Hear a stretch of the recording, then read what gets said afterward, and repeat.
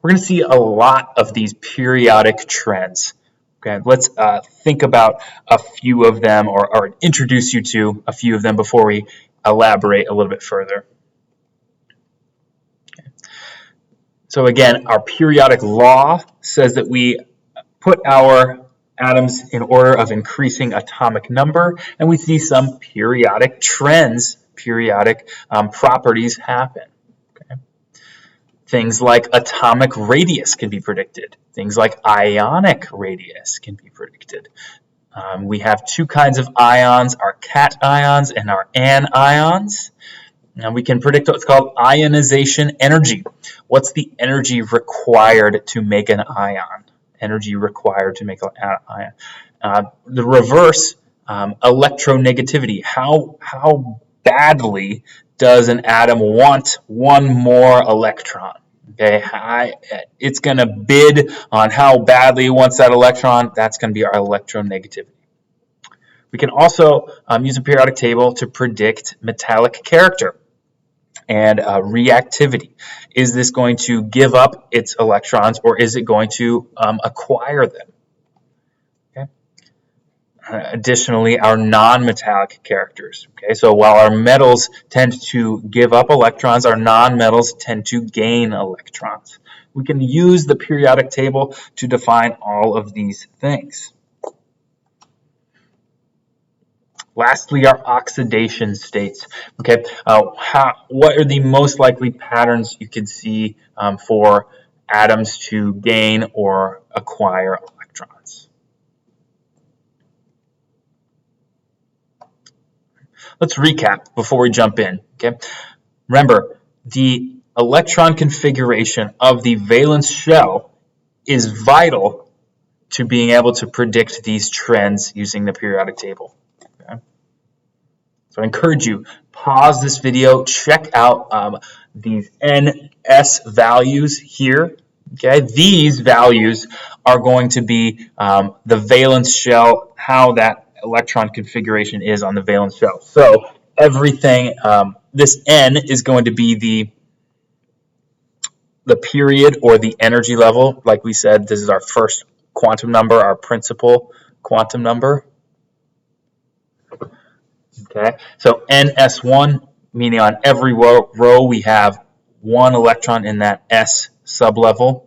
Okay, how about in our NS2, ND10, NP1? Okay, we're going to have a full S sublevel, full D sublevel after we get to period 4, and then our 4P1, 3P1, etc., etc. Okay. Now, notice the D is green, or mostly green, a little bit of typo here. This NS2, NP1, those 3 electrons are considered our valence, okay? So notice the green are not normally considered the valence electrons, okay?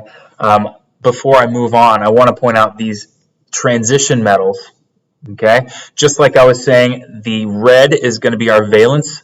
The same trend holds here, okay? So zinc, copper, manganese, chromium, anything in group 3, our scandium,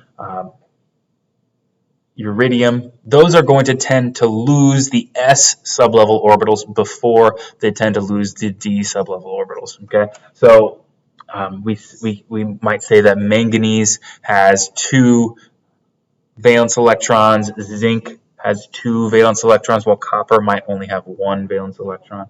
Okay, so these are called the ground state electron configurations, and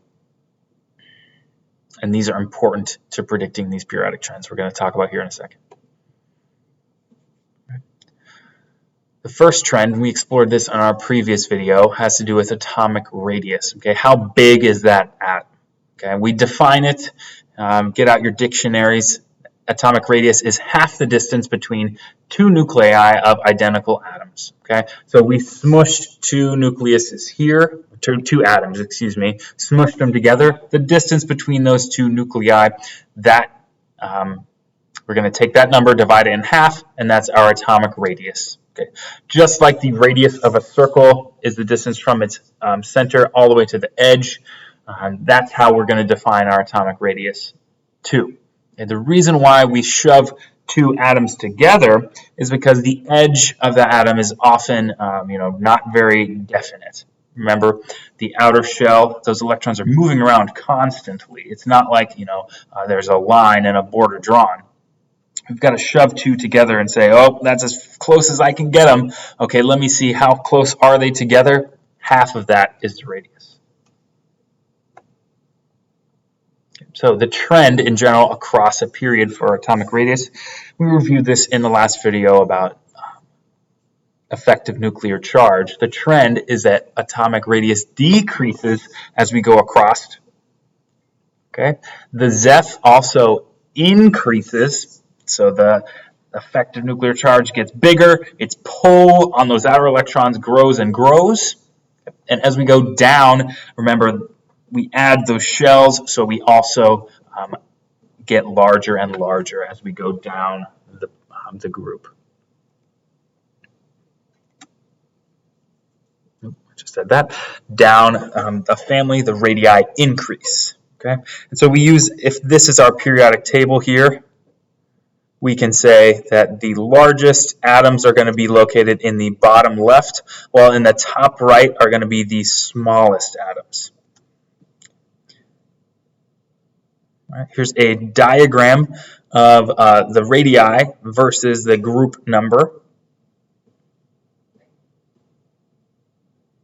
Okay.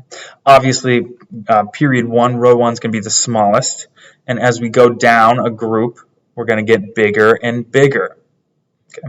And notice there is a general trend of saying, oh, looks like the third element in the period is going to be drastically bigger than the second element. Let's go ahead and try and pause the video. What is this element right here that's actually smaller than its partner in period 3? Can you tell me? All right. Here's another visualization of how we map out this trend on the periodic table. Francium is known as the largest atom, while helium is the smallest atom.